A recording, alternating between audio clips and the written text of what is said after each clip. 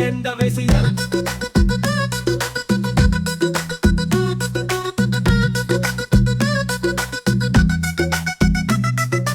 అందులో ఒక చేప ఎండలేదు. ఎందుకు ఎండలేదు? కటిమొబు అడ్డము వచ్చినది.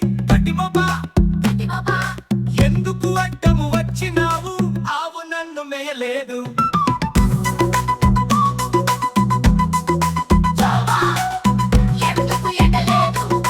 కటిమొబు అడ్డము వచ్చినది.